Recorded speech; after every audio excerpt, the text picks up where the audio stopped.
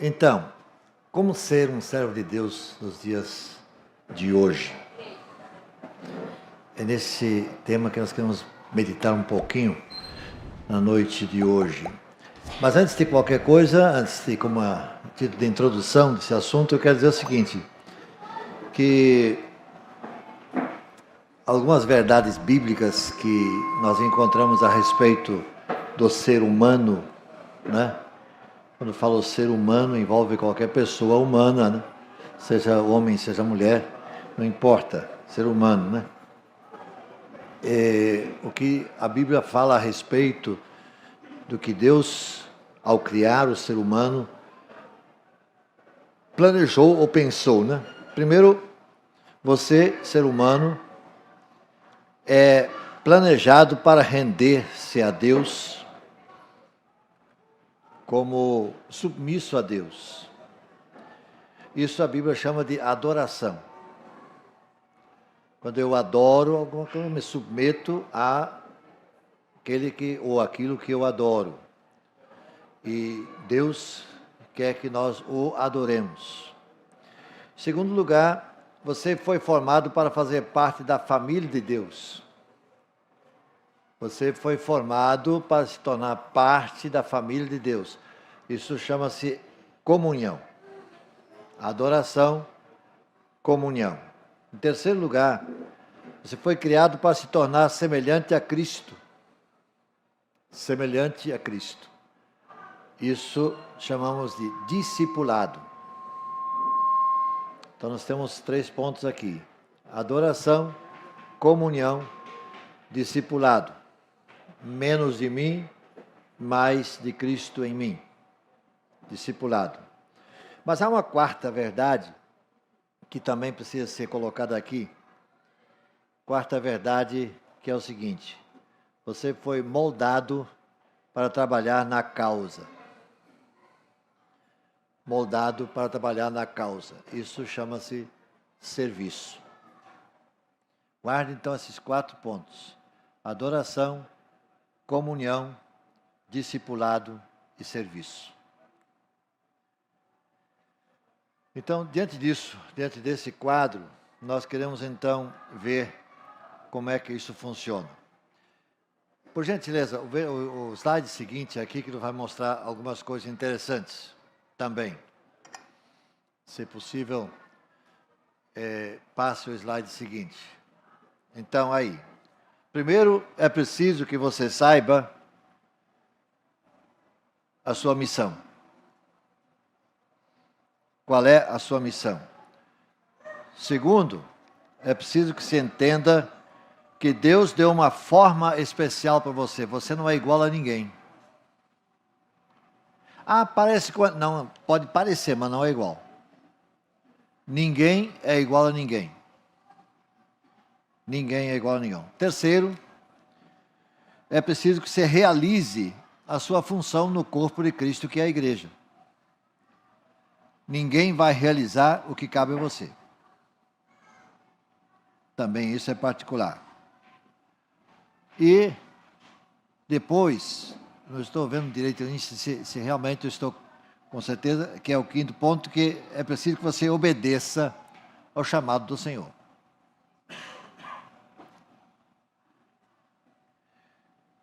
É saber a missão, entender que Deus deu uma forma para você, única, que não é igual a ninguém. Realize a função no corpo de Cristo. Verifique constantemente o seu crescimento espiritual, acho que eu pulei essa. Crescimento espiritual precisa ser verificado o seu crescimento. E, em 5º lugar, que obedeça o seu chamado, o chamado do Senhor. Então, saber a sua missão. O que será que significa, então, saber a missão?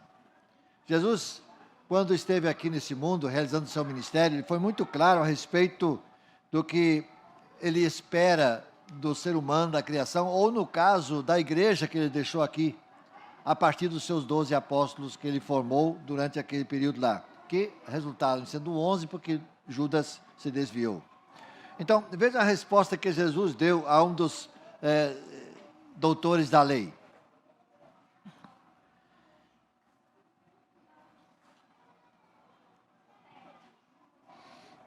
Temos um pouquinho de dificuldade aí na passagem, mas vai chegar. Ok. Então, Mateus capítulo 12, você fala isso aqui, Jesus responde. O mais importante, respeito aos mandamentos, o mais importante, né? Ouça, ó Israel, o Senhor nosso Deus é o único Senhor, não há outro. Esse é o primeiro, e depois na sequência ele vai dizer, ama o Senhor teu Deus de todo o teu coração, de toda a tua alma, de todo o teu entendimento, de todo o teu pensamento também, e ao teu próximo como a ti mesmo. Aí esses dois mandamentos, Jesus disse aqui, não há outro igual a esses. Esses dois englobam toda a lei e os profetas. Cumprindo isso, de acordo com a palavra do Senhor, o restante vem a reboque, sem dúvida alguma. Amar a Deus sobre todas as coisas e ao próximo como a si mesmo. De vez em quando a gente encontra pessoas que amam o próximo mais do que a si mesmo. Jesus disse, ama como a si mesmo. Nem abaixo, nem acima. Porque algumas pessoas se prejudicam em favor do próximo, que às vezes não dá o resultado que deveria dar. Então, estão indo além do que Jesus disse. Ame o teu próximo como a ti mesmo. Da mesma forma, da mesma intensidade. Então, esse resumo que Jesus faz nesses dois mandamentos, ele reflete a essência de tudo. A essência de tudo que está lá no livro de Êxodo. Jesus resgata isso aí, mas resume entre os dois mandamentos toda a lei e os profetas, que tudo que está lá. Eles descrevem isso aí.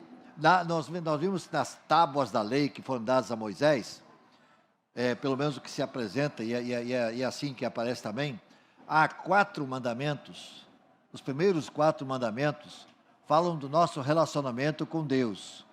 Ou seja, se vamos pensar na cruz de Cristo, seria a barra vertical que nos une com Deus. Os 4 primeiros mandamentos. Os outros 6 falam do relacionamento com o próximo. Lá vem a barra transversal da cruz. Então a cruz é um símbolo nesse sentido. A nossa comunhão com Deus, e sem ela nós não temos condições de viver uma vida que agrade a Deus. Sem essa comunhão com Deus na barra vertical, e a nossa comunhão com o ser humano ao nosso redor, nosso semelhante, que forma, portanto, essa imagem da cruz. Então, quando nós vemos uma cruz, nós temos que ter isso em mente. Como é que está o meu relacionamento com Deus? Está ok? Ok, então tá bom. E o relacionamento com o próximo? Brigo com todo mundo? Não me entendo com ninguém? Ou eu amo o meu próximo como a mim mesmo? Porque essa é a lei e os profetas que Jesus diz, está tudo incluído aí, nesses 2 mandamentos. Portanto, eu preciso levar isso em conta. Então, o ato de servir, né? O ato de servir é uma forma de adoração a Deus e de amor ao próximo. Não pode haver demonstração de amor sem serviço. Ah, como eu amo a Deus, mas odeio o próximo? Que história é essa? Não funciona dessa maneira. Não funciona dessa maneira. Por gentileza, projete aí o texto de Efésios 2, versículo 2.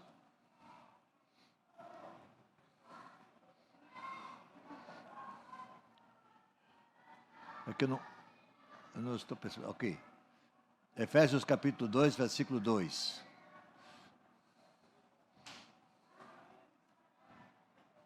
Porque somos criação de Deus, realizada em Cristo Jesus, para fazermos boas obras,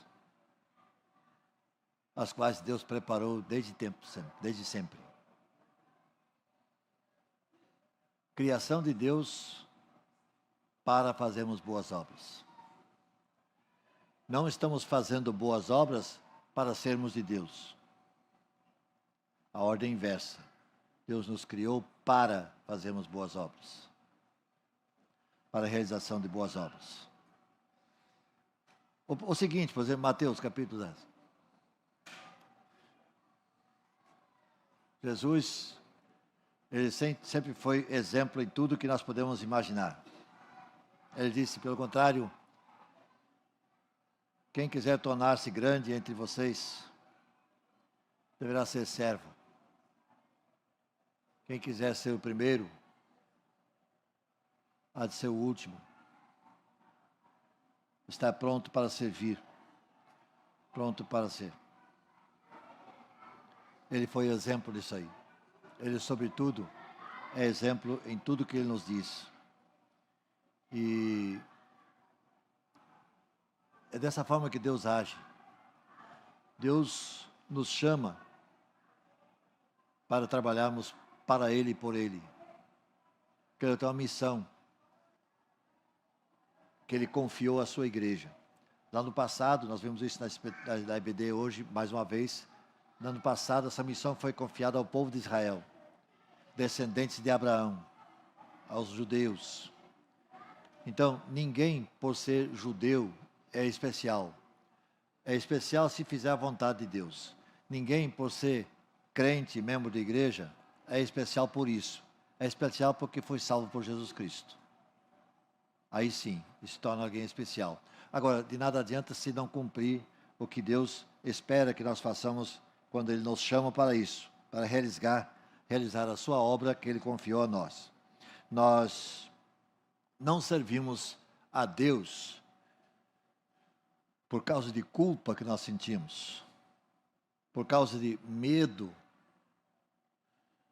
ou mesmo obrigação, mas pela alegria e profunda gratidão pelo que Ele fez por nós. Essa deve ser a motivação para nós servirmos a Deus. 1 Coríntios 6, Paulo vai dizer, nós fomos comprados por alto preço. Dizia hoje na EBD, como se diz muitas vezes, estamos no tempo da graça, a salvação é de graça. Realmente, nós não pagamos nada por ele, mas Deus pagou um preço muito alto. Deus pagou um preço muito alto, por isso eu devo ser grato a Deus pelo que Deus fez por mim. A salvação é pela graça, e não é de graça.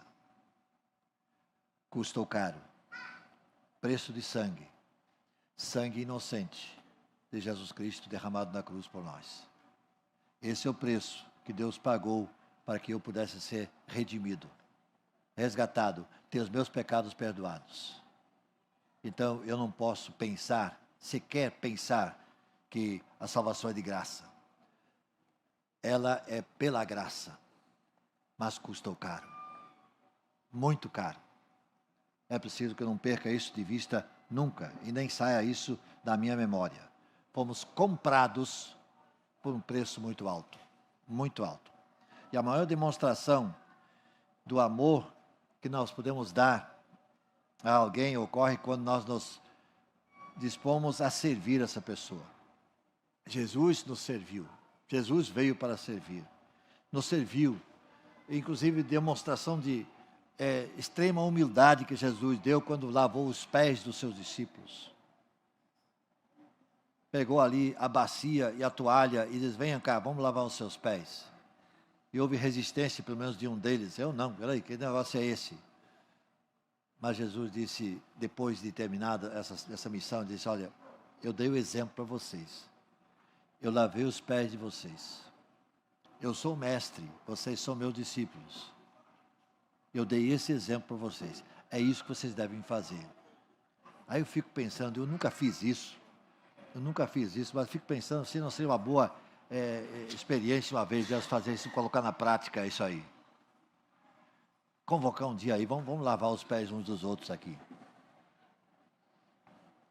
Não precisa ser necessariamente depois de um jogo de futebol, dos meninos de tênis e tudo, não precisa ser isso aí, mas assim, eu sei que existe uma denominação que faz isso, tem um dia por ano lá que tem a cerimônia do lava-pés. Bom, às vezes aí passa a ser assim um ritual, não é isso que eu estou pensando não, mas realmente de chegar e pensar o que significa você lavar o pé do outro. Os discípulos não tinham, com certeza não tinham chulé, porque não tinha tênis naquele tempo. Mas os pés estavam empoeirados, rasgados das pedras e tudo mais, né? Então, o exemplo que fica aí.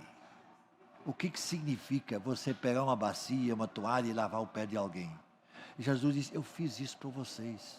Eu sou o mestre, vocês são os discípulos, eu fiz isso para vocês. Façam isso. E tem tanto crente arrogante por aí, rapaz, tem nariz empinado, que se achando coisa importante. Quando o mestre lava os pés.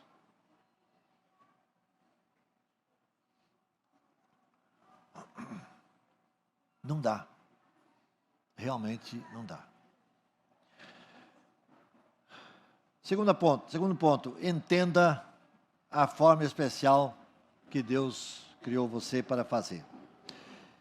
O texto de Salmo 139, Davi tem uma expressão interessante.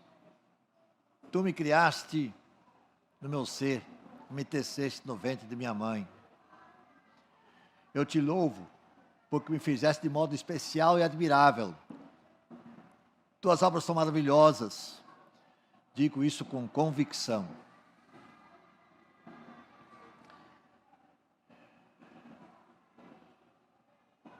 Davi tinha essa experiência maravilhosa.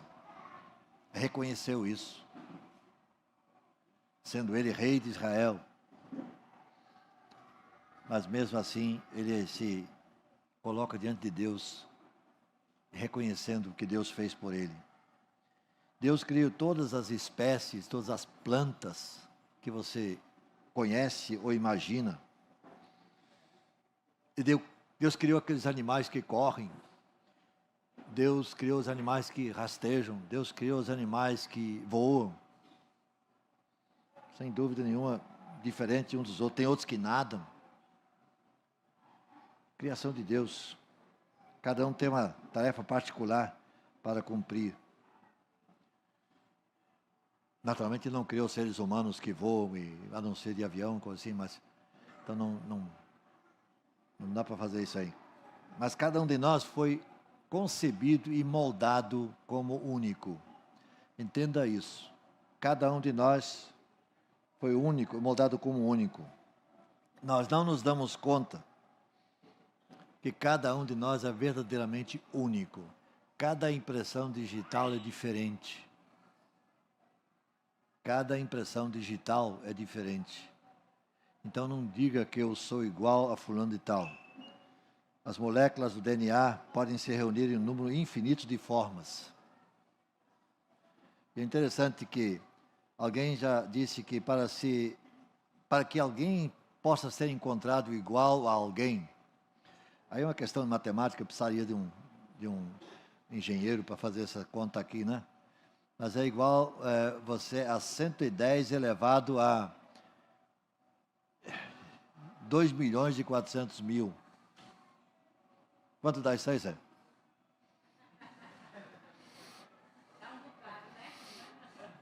Ou seja, é a mesma coisa que dizer impossível. Alguém ser encontrado igual a alguém. Então não adianta a gente querer achar que há um engano nisso aí. Não há. Não há engano algum. E aí vamos outra vez a Jeremias, capítulo 1, versículo 5. Antes de formá-lo no ventre, eu o escolhi. Deus age antecipadamente. Deus nos conhece sempre. Ele nos conhece desde lá até lá. Ou seja, desde antes até o nosso final. Deus conhece todas as coisas, porque Deus não há passado nem futuro, Ele é presente e eterno. Então, a experiência de Jeremias, que estava relutando, mas quem sou eu? Deus diz, antes que você se formasse no ventre de sua mãe, eu te conheci. Eu já sabia tudo a teu respeito. Eu sabia até que você ia relutar, dizendo que não vai, que você é menino, que vai, sei lá, é chorão. Mas mesmo assim você vai. Outra vez, Efésios 2, que Paulo diz, somos criação de Deus.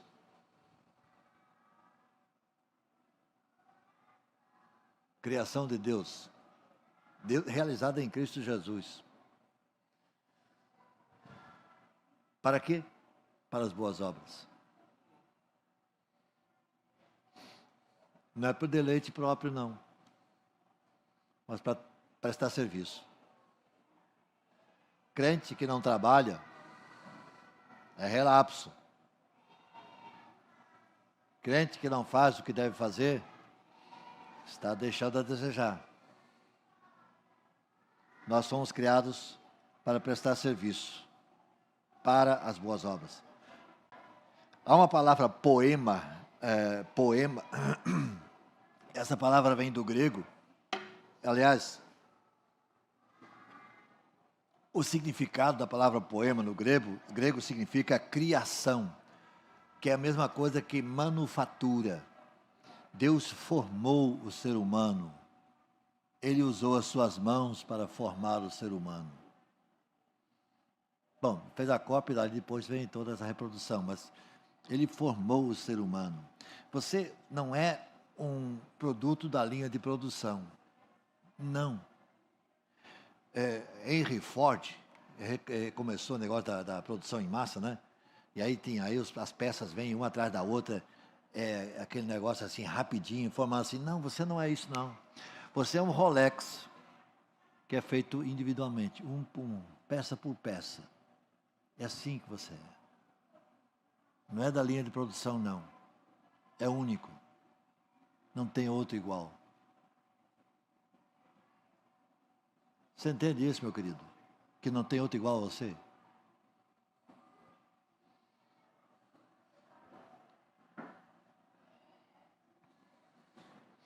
Você é do jeito que é, porque Deus o fez do jeito que você é.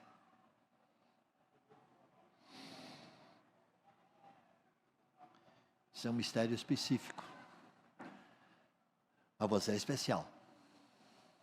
Saiba disso e guarde isso para você sempre. Eu sou especial, porque eu fui feito por Deus do jeito que eu sou.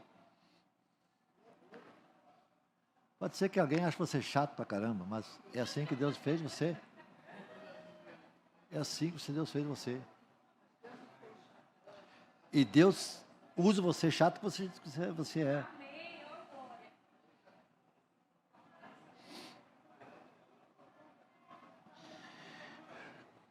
As cinco coisas que mostram que a sua forma é única. Veja bem, os dons espirituais que você tem nunca vão ser exatamente iguais a outro, pode ser muito parecido, mas não igual. Paixão, seu coração apaixonado pela obra, que pode ser diferente de um para outro. Um tem paixão especial pelos povos indígenas, outro pelos, sei lá, de várias outras formas e classes sociais que nós temos aí. As paixões podem ser diferentes. Estilo, a sua personalidade, a sua forma de fazer, a sua forma de agir é diferente, é única. Seus talentos, eu diria talento vem antes dos dons, porque talento pode ser natural, talento pode ser qualquer pessoa, mesmo não crente, tem talentos. Você já viu alguém que não é crente tocar um violão de forma maravilhosa? Já viu? Eu já vi muitos. São talentos que tem. Agora, se um dia vier a ser um seguidor de Jesus Cristo, o servo do Senhor, esse talento vai se tornar um dom. Porque aí ninguém pode ter um dom espiritual se não tiver espírito Espírito de Deus na sua vida. Não funciona assim. Dom espiritual é para aquele que tem Cristo no coração. Mas talento ele pode ter. Então, o seu talento e as suas experiências. Qualquer de nós tem experiência diferenciada do outro. Não são experiências iguais. Então, a minha vida tem que levar em conta isso aí. Deus nos designa um lugar para servi-lo. Eu desafiaria aqui a qualquer pessoa que me dissesse um lugar melhor para servir a Deus do que a igreja. O melhor lugar que Deus redesignou para que nós o servíssemos é na igreja. É o corpo de Cristo. Se nós formos para a palavra de apóstolo Paulo, quando ele fala aos Coríntios que a igreja, o corpo de Cristo, ele faz uma comparação com o corpo humano. Cada membro do corpo humano tem a sua função. E um não pode, digamos assim, desprezar o outro, porque todos, no seu conjunto, dependem uns dos outros. E ele vai falando ali como é que o olho pode dizer para a orelha, ao ouvido que não precisa, não tem como. O que é o conjunto que faz a coisa boa funcionar. Tem gente que consegue viver e consegue realizar coisas até faltando membros. Pode. Eu vejo gente, por exemplo, que não tem nem os 2 braços e faz com os pés coisas maravilhosas que eu não faço com as mãos. Acaba aprendendo a fazer. Mas o certo os membros que nós temos, cada membro tem a sua função, o seu lugar. Assim a igreja. A minha função, o meu lugar na igreja, não vai ser preenchido por outro. Sou eu que tenho que estar ali. É você que tem que estar no seu lugar. Deus, então, chama a todos nós por causa desse trabalho. Em terceiro lugar, realize sua função no corpo de Cristo.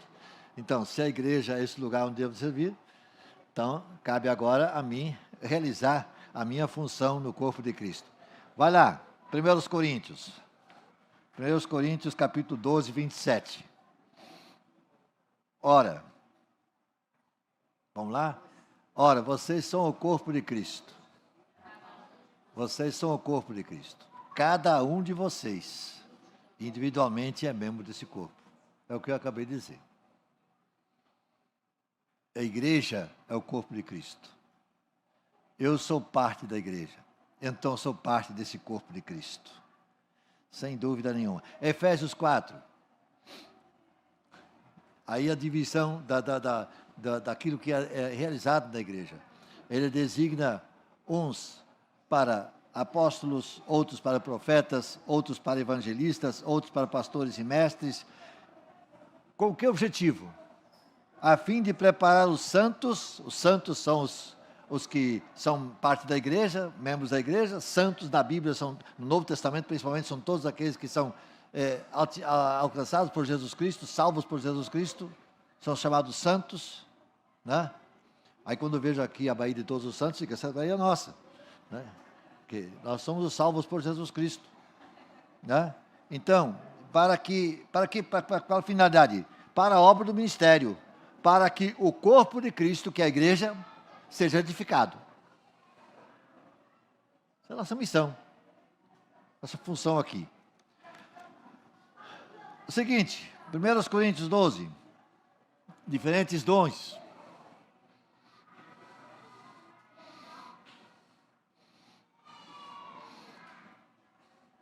Há diferentes dons, tipos de dons, né? Mas o Espírito é o mesmo. Maravilhoso, né? Os dons são diversos. Uns de um jeito, outros de outro.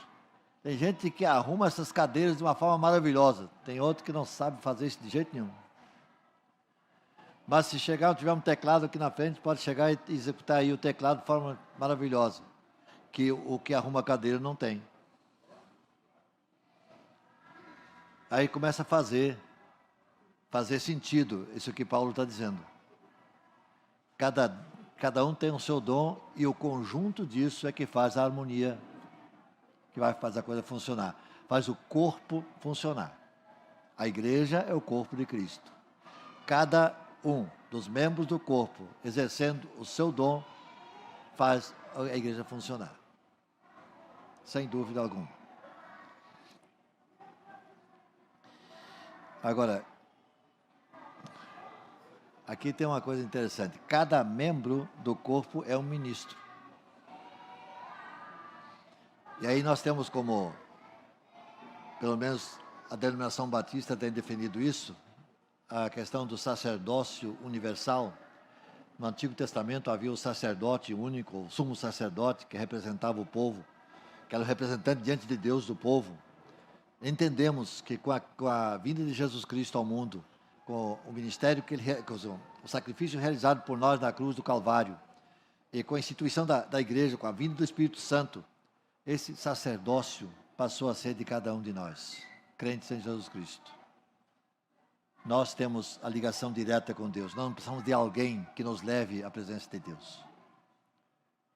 Nós, cada um de nós, pode dirigir-se a Deus em oração, em agradecimento, com seus propósitos, seus problemas, dificuldades, seus anseios, colocar tudo diante de Deus, porque esse sacerdócio é universal, é do nosso desenvolvimento.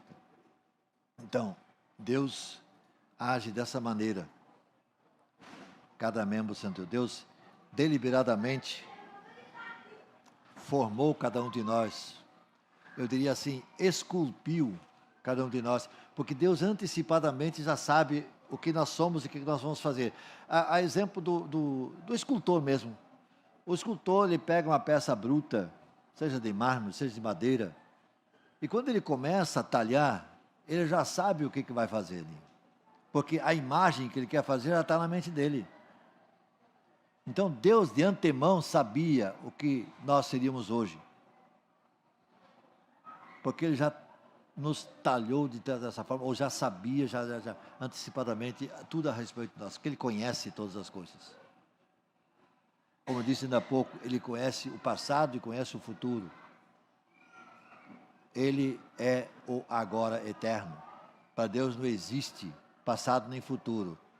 É o presente, o agora, que se estende de geração em geração, de tempo em tempo. Por isso, que quando ele formou o ser humano e a humanidade, Deus já sabe, não digo que sabia, ele já sabe o que vai ser no dia do juízo final. Mas enquanto isso, nós temos a oportunidade de viver e pregar a mensagem do Evangelho. Em algum lugar na igreja, Deus espera que você atue como servo dele. Em 1 Pedro 4, por favor, cada um exerça o dom que recebeu.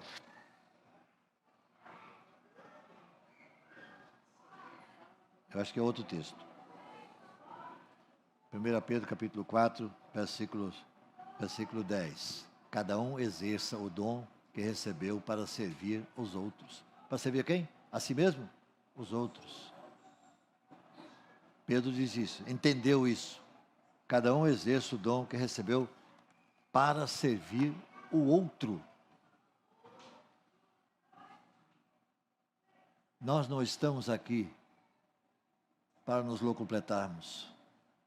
Nós estamos aqui para servir o próximo, para servir o outro. A comunhão, que eu falei no início, nos leva a isso. Verifique constantemente o seu crescimento espiritual. Efésios 4,16. Dele, todo o corpo ajustado e unido, pelo auxílio de todas as juntas, cresce, edifica-se a si mesmo em amor, na medida que cada parte realiza a sua função. Olha aí, talvez a responsabilidade. Se uma das partes não realiza a sua função, alguma coisa vai estar emperrando. Mas todo o corpo bem ajustado e unido pelo auxílio de todas as juntas, cresce e edifica-se a si mesmo em amor, na medida que cada parte realiza a sua função. Isso é extremamente importante. Ninguém vai fazer o que cabe a mim. Se ficar para alguém, vai ficar sobrecarregado. Eu devo fazer o que me cabe. Há um versículo seguinte, Filipenses 3. Não que eu já tenha obtido, mas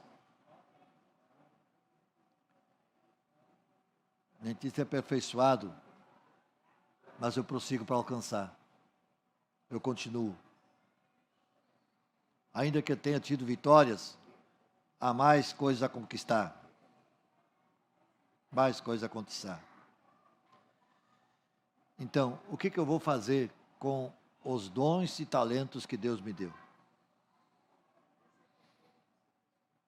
Eu vou desenvolvê-los para que a minha contribuição na obra seja satisfatória diante de Deus, para fazer um mundo melhor, porque nós estamos nele.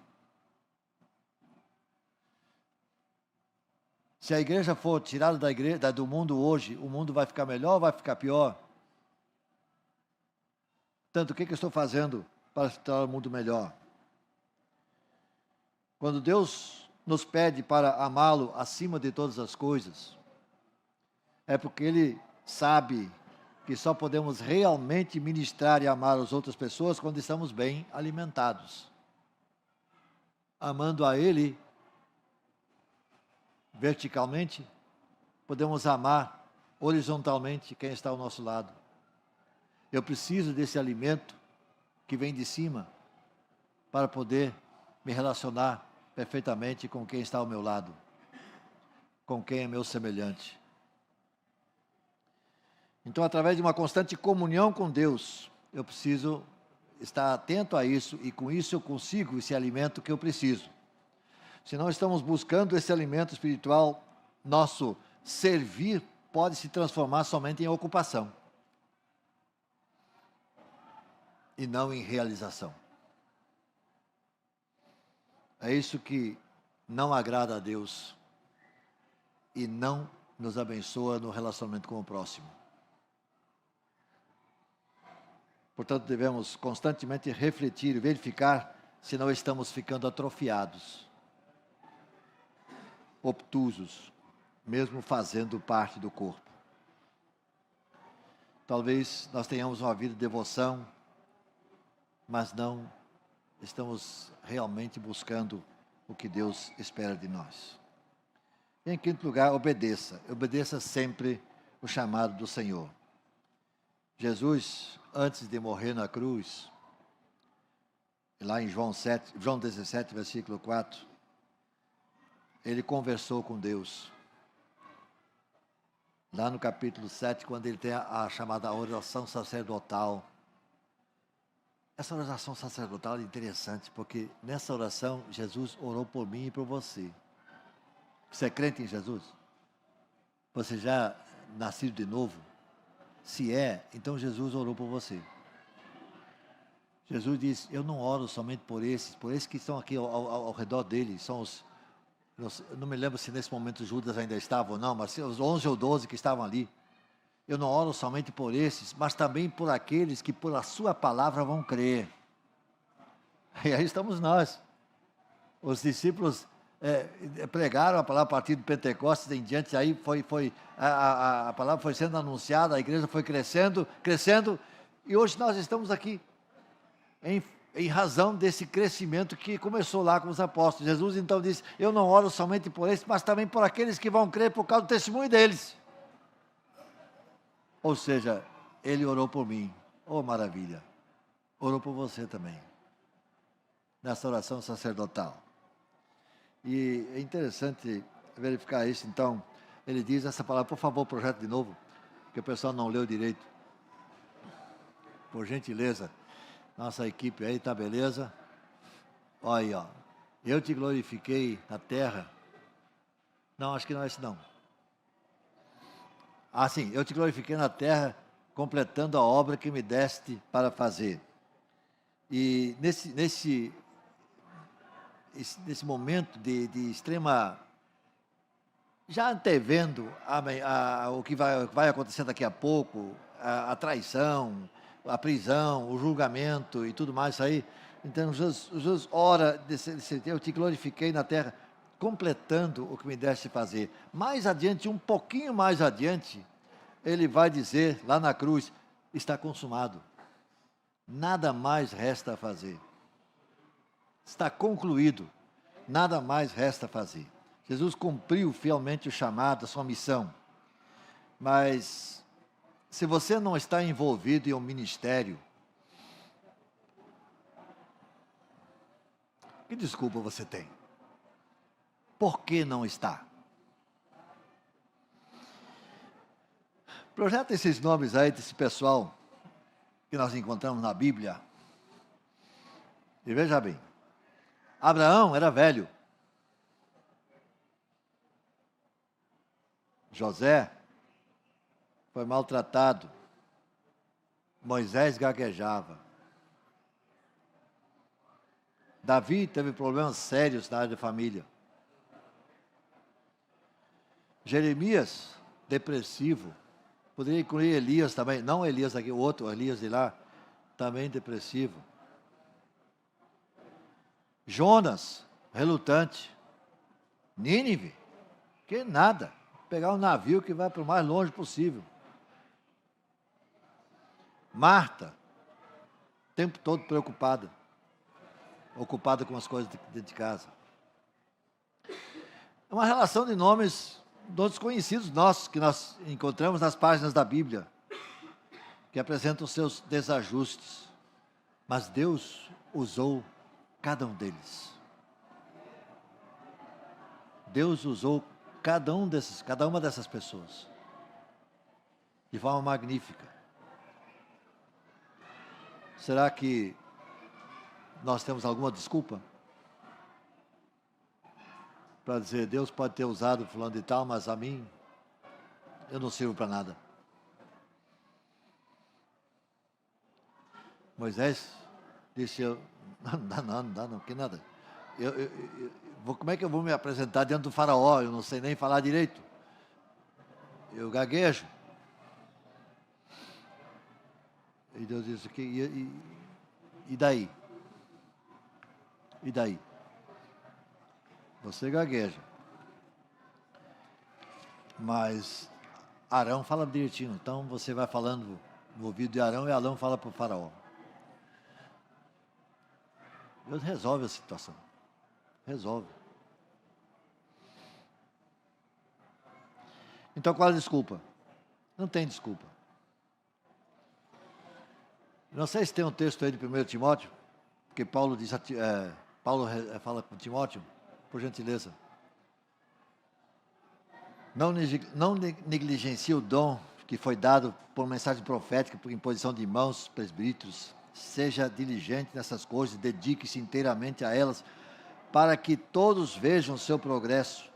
Atente bem para a sua própria vida e para a doutrina, perseverando nos deveres, pois fazendo isso, salvarás tanto a ti mesmo, quanto aos que te ouvem.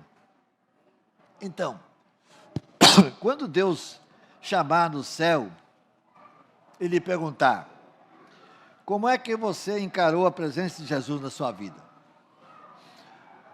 Você, salvo, tem certeza da sua salvação absoluta? Então, como é que você encara essa presença de Jesus na sua vida? O que você fez com os dons e talentos que eu lhe dei? Qual será a sua resposta?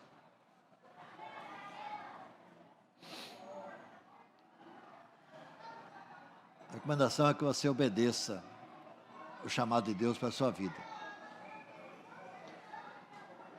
Obedeça a Deus para servir. Decida que você não será mais somente um aquecedor de cadeira aqui no salão,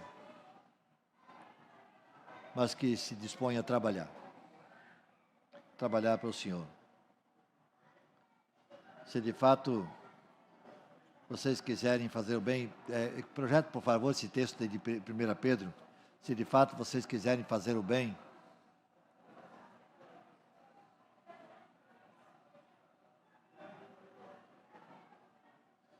quem lhes fará o mal? Como vocês serão felizes se tiverem de sofrer por fazerem o que é certo? Olha o que Pedro está dizendo. Como vocês serão felizes se tiverem que sofrer por fazerem o que está certo?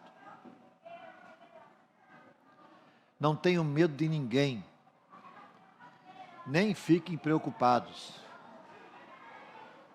Olha, quando você vai olhar como morreram os 12 apóstolos, Judas a gente sabe de antemão que se enforcou e morreu logo cedo, não. Mas os outros 11, como cada um deles morreu, somente João morreu de morte natural, os outros todos foram mortos, todos eles. alguns crucificados de um jeito, Pedro crucificado de cabeça para baixo, que ele disse, eu não mereço ser crucificado como meu Senhor foi crucificado, me põe de cabeça para baixo. Outros foram cortados ao meio, outros foram jogados às feras, todos. Aí Pedro vai dizer aqui, né? Vocês são felizes se tiverem que sofrer por fazerem o que é certo, não tenham medo de ninguém, nem fiquem preocupados. Acho que é uma palavra muito séria para todos nós nos dias de hoje. Eu acho que tem um último slide aí, não tem? Então, saiba a sua missão. É só uma recapitulação aqui. Saiba a sua missão. Entenda que Deus deu uma forma especial para você. Você não é igual a ninguém. Não tem ninguém igual a você. Você é você. Pronto, acabou. Realize sua função no corpo de Cristo, que é a igreja. O que é que você tem feito? Nada. Comece a fazer. Que vai ser cobrado disso aí. Não por mim, pelo seu Senhor. Verifique constantemente seu crescimento espiritual. Eu estou melhor do que no mês passado, no ano passado, semana passada. O que mudou na minha vida em termos de crescimento espiritual? O que aumentou ali? Eu ou Cristo? Eu não tenho esse termômetro. Você que sabe isso. Você com o seu relacionamento com Deus. Eu posso até perceber o seu desenvolvimento aqui, mas esse termômetro eu não tenho. Ninguém tem. É seu relacionamento com Cristo. Menos de você e mais dele em você. E finalmente, obedeça. Obedeça sempre o chamado do Senhor. Ninguém vai obedecer por você. É você que obedece. Eu não sei quantos estiveram presentes no dia 10, aliás, no mês 10 de 2005. Esse assunto eu apresentei na Igreja Batista Pérola nesse dia. Eu não quis falar isso no início, que poderia ser alguém que dissesse aí os pontos todos aí de cor, né? Tivesse guardado. Mas é um reestudo daquele assunto apresentado em outubro de 2005, na Igreja Batista Pérola, lá na casa da irmã Diralva, que temos o prazer de tê-la aqui conosco. As verdades são as mesmas, talvez eu tenha trazido aqui outras palavras do que aquele dia, mas os assuntos são os mesmos, o delinear do assunto é o mesmo, e nós precisamos voltar a essa situação. O que eu estou fazendo no corpo de Cristo como membro desse corpo? Como eu posso ser, de fato, um cristão nos dias de hoje? Porque os tempos são difíceis. Será que estão mais difíceis que o tempo de apóstolo Pedro, Paulo, Tiago, João, que embora tenha morrido por morte natural, mas sofreu muito, foi exilado? Então eu não sei o que eu espero para trabalhar por Cristo. Vamos orar? Senhor nosso Deus,